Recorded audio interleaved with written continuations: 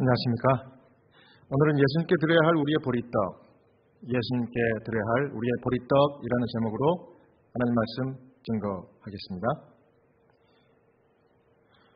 5,000명을 먹이신 예수님의 오병이어의 기적은 오늘 우리에게 하나님을 신뢰하는 믿음의 중요성을 잘 가르쳐주는 이야기입니다. 저는 오늘 마태복음 14장에 나오는 이 이야기를 통해서 우리가 예수님께 드릴 때 기적이 되는 두 가지 보리떡에 대해서 잠시 살펴보겠습니다. 첫 번째는 겸손의 보리떡입니다. 마태복음 14장 15절 16절입니다. 저녁이 되매 제자들이 나와 가로되 이곳은 빈들이요 때도 이미 저물었으니 무리를 보내어 마을에 들어가 먹을 것을 사 먹게 하소서. 예수께서 가라사대 갈 것 없다. 너희가 먹을 것을 주어라. 한국에 갔을 때 롯데리아 한우 불고기 버거를 시켰습니다. 사진에 보시는 대로 불고기 버거가 나왔는데 그 위에 도장이 찍혔는데 한우 이렇게 찍혔더라고요. 아마 수입 소고기를 쓰지 않고 한우 소고기를 썼다. 뭐 그런 뜻인 것 같아요. 여기서 제가 힌트를 얻었습니다. 우리가 예수님께 드리면 기적이 될 수 있는 보리떡이 있는데 첫 번째 보리떡은 그 위에 겸손이라는 도장이 찍힌 보리떡입니다. 겸손. 신앙생활에서 가장 중요한 것이 하나님 앞에 겸손입니다. 우리가 하나님의 일을 하는 중에도 우리는 내 재간이나 능력 혹은 다른 사람의 능력을 의존함으로 크신 일꾼이신 예수님을 잊어버릴 때가 많이 있습니다. 제자들도 그랬습니다. 그래서 이 제자들에게 이날 도전적인 믿음의 이 말씀을 해주시는데 너희가 먹을 것을 주어라 그렇게 말씀했습니다. 요한복음 6장 5절에서 6절입니다. 예수께서 눈을 들어 큰 무리가 자기에게로 오는 것을 보시고 빌립에게 이르시되 우리가 어디서 떡을 사서 이 사람들로 먹게 하겠느냐 하시니 이렇게 말씀하심은 친히 어떻게 하실 것을 아시고 빌립을 시험코자 하심이라. 예수님의 믿음 도전장에 이 두 제자가 대답을 했습니다. 첫 번째는 빌립입니다. 요한복음 6장 7절. 빌립이 대답하되 각 사람으로 조금씩 받게 할지라도 200데나리온의 떡이 부족하리다. 다음 안드레가 대답을 했습니다. 6장 9절입니다. 여기 한 아이가 있어 보리떡 5개와 물고기 2마리를 가졌나이다. 그러나 그것이 이 많은 사람에게 얼마나 되겠사옵나이까. 제자가 둘이 서로 다른 대답을 예수님께 드렸습니다. 빌립은 생각을 수학적으로 했던 사람인 것 같아요. 그래서 계산을 해보니까 200데나리온입니다. 안드레는 행동파였던 것 같아요. 여기 한 아이가 자기가 먹을 도시락을 가져왔는데 이것 가지고 이 많은 사람들을 어떻게 다 먹일 수 있을까요? 자, 누구의 대답을 예수님께서 들으시고 받으셨을까요? 그렇죠. 행동파였던 안드레였습니다. 마태복음 14장 18절입니다. 가라사대 그것을 내게로 가져오라 하시고. 그렇습니다, 여러분. 우리가 예수님께 드려야 할 보리떡은 겸손의 보리떡입니다. 겸손이 뭡니까? 내가 지금 현재 가지고 있는 부족한 모습, 부족한 것 그대로 예수님께 드리는 겸손입니다. 계산과 상식이 아니라 내 모습 이대로 실행하는, 내 모습 이대로 주님께 바치는 그것이 바로 예수님 기뻐 받으시는 겸손의 보리떡입니다. 요한복음 6장 10절입니다. 예수께서 가라사대 이 사람들로 앉게하라 하신대 그곳에 잔디가 많은지라 사람들이 앉으니 수효가 5,000쯤 되더라. 시대 소망에 있는 말씀을 읽어드리겠습니다. 그리스도께서는 무엇이라고 말씀하셨는가? 이 사람들로 앉게 하라고 하신 후 거기에서 그들을 먹이셨다. 그와 같이 그대가 곤궁한 영혼들에게 들렸을 때는 그리스도가 거기 계신 줄을 알라. 그분과 더불어 교통하라. 그대의 보리떡을 예수님께 가져가라. 여러분, 겸손의 보리떡을 예수님께 드리는 방법은 기도하는 것입니다. 왜냐하면 기도는 내가 내 삶의 주인이 아님을 고백하는 게 기도이기 때문에 그렇습니다. 기도는 상황을 바꿔줘요. 왜냐하면 기도가 바로 겸손하게 하나님께 내 삶의 모든 주도권이 있다는 것을 인정하는 것이기 때문에 그렇습니다. 그저께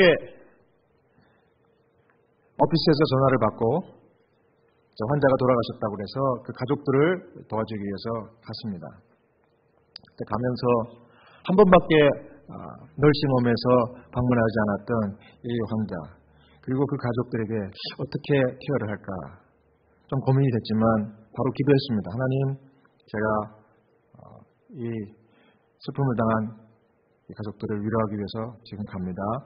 주님 저에게 지혜 주시고 또 사랑과 동정심 충만한 마음 허락해 주시옵소서.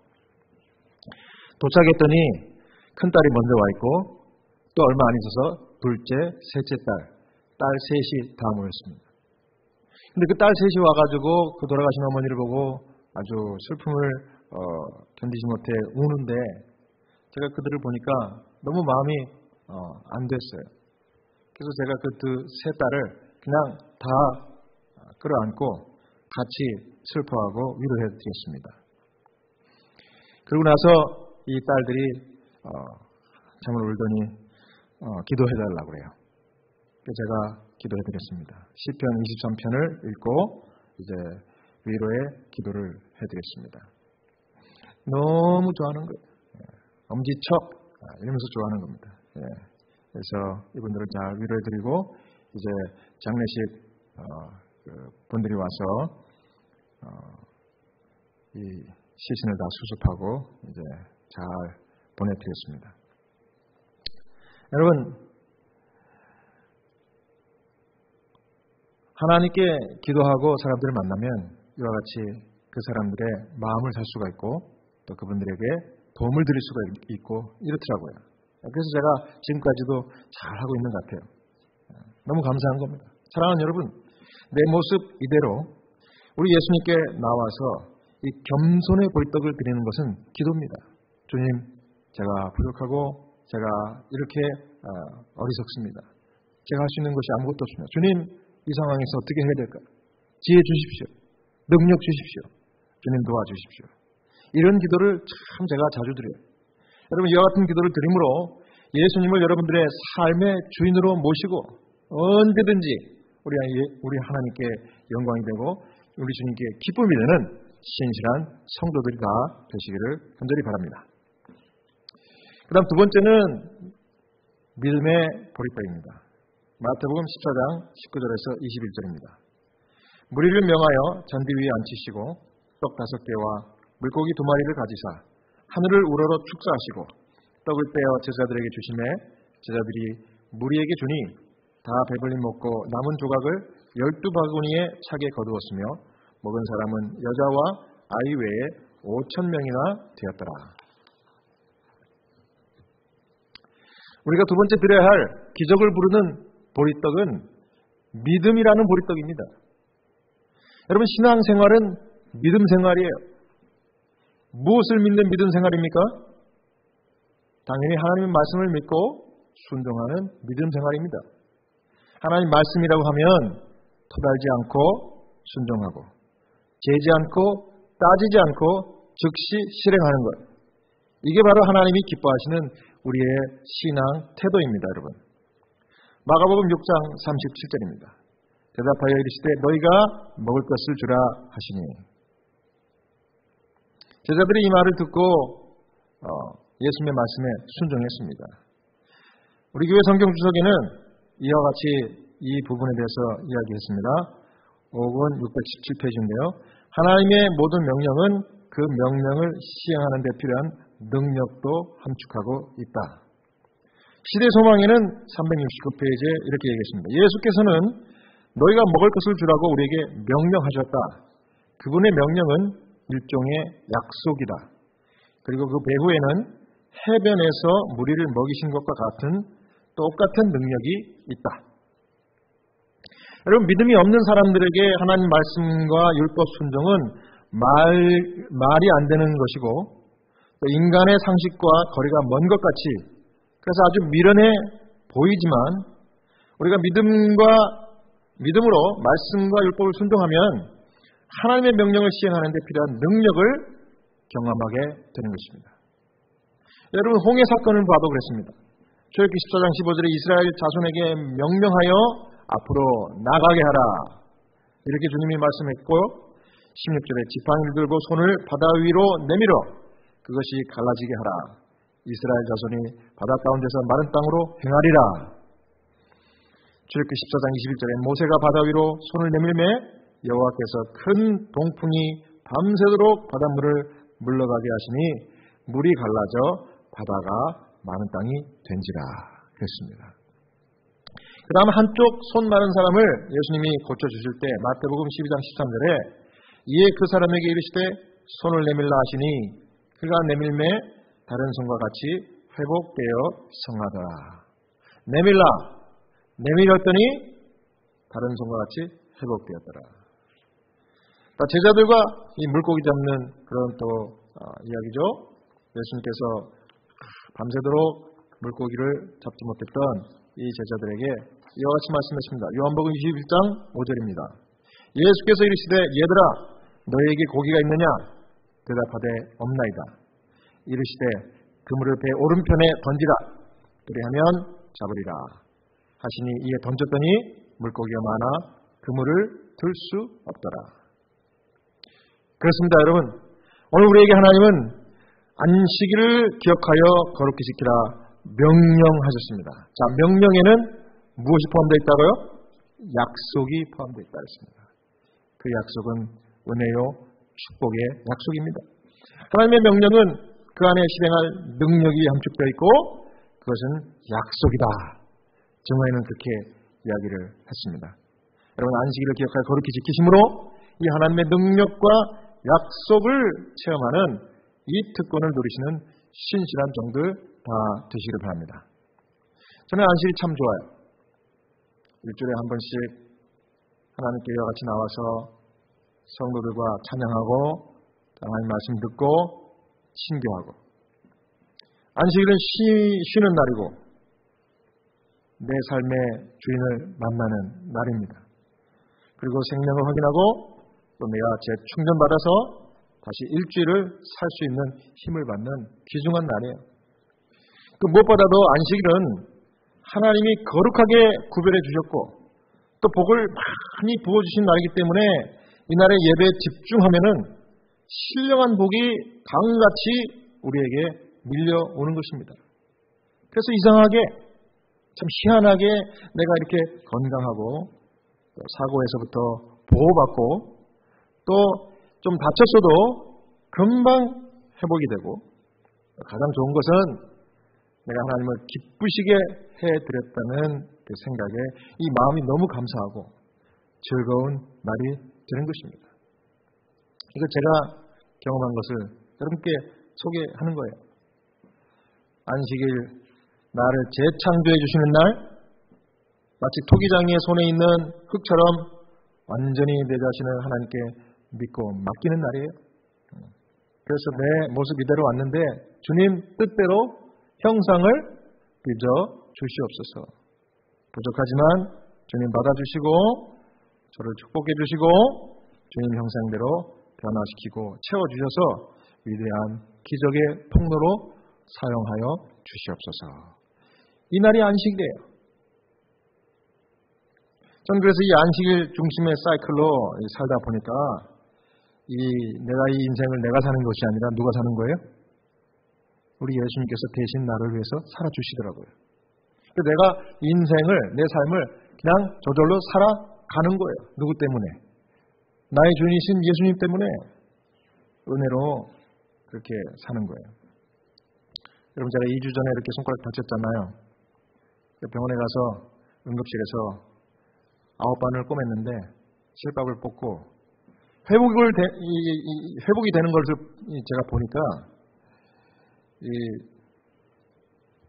바늘로 꼬맬 때는 마치 그 만두를 이렇게 만들면서 위에 이렇게 손으로 이렇게 찝은 것처럼 울퉁불퉁 이렇게 됐는데 이걸 뽑고 이렇게 보니까 이야, 신기하게도 그 속에서부터 살이 쫙 자라가지고 언제 그런다는 듯이 깨끗하게 손 모양이 딱 잡히면서 이렇게 회복이 되더라고요. 너무 신기했어요. 이야, 이게 은혜구나. 하나님께서 우리의 몸을 신묘막측하게 만들어 주시고 아주 이 신비로운 회복 장치를 거기다 넣어 주셔가지고 이렇게 새살이 나게 해주시는 건데 이게 참 기적이에요, 기적. 이거는 하나님이 보험료 청구도 안 하고 치료비도 받지 않아요. 공짜입니다. 감사합니까? 네. 그걸 기본적으로 다 넣어 주셨어요. 하물며 하나님의 말씀을 우리가 믿고 순종하면 하나님 어떻게 하시겠어요? 상상을 초월하는 하나님의 거룩과 축복이 여러분에게 임할 것입니다. 증언의 말씀을 한 말씀 읽고 마치겠습니다. 우리가 가진 재정이 사업을 하기에 충분하지 않은 것처럼 생각될지라도 전능하신 하나님의 능력을 믿고 믿음으로 전진하면 풍성한 원천이 우리 앞에 공개될 것이다. 그 사업이 하나님께 속한 것이면 그 일을 성취시키기 위하여 그분께서 친히 재정을 준비하실 것이다. 그분께서는 당신을 정직하고 단순하게 의뢰하는 자에게 보답해 주실 것이다. 하늘에 계신 주님의 사업에 현명하고 경제적으로 사용된 적은 물질은 나눠주는 바로 그 행위를 통하여 증가할 것이다. 그리스도의 수중에 있던 소량의 양식은 굶주린 군중이 배부르기까지 감소되지 않고 남아있었다. 우리가 받기 위하여 믿음의 손을 내밀고 모든 능력의 근원 되시는 분께 나아갈 때 우리는 가장 절망적인 환경 아래서도 사업을 계속 유지할 수 있을 것이며 남에게 생명의 떡을 주게 될 것이다. 고린도서 9장 6절 또 8절에서 9절 말씀입니다. 이것이 곧 적게 심는 자는 적게 거두고 많이 심는 자는 많이 거둔다 하는 말이로다. 하나님이 능히 모든 은혜를 너희에게 넘치게 하시나니 이는 너희로 모든 일에 항상 모든 것이 넉넉하여 모든 착한 일을 넘치게 하게 하려 하심이라. 기록한 바 저가 흩어 가난한 자들에게 주었으니 그의 의가 영원토록 있느니라 함과 같으니라. 사랑하는 성도 여러분, 오늘 이 안식일에 하나님께 우리의 겸손의 보리떡과 믿음의 보리떡을 드리기로 결심함으로 앞으로 여러분의 삶이 항상 기도가 항상 말씀의 순종이 넘치는 그래서 능력과 약속이 여러분들에게 풍성하게 임하시는 승리하시는 성도들 다 되시기를 바라면서 오늘 말씀을 마치겠습니다.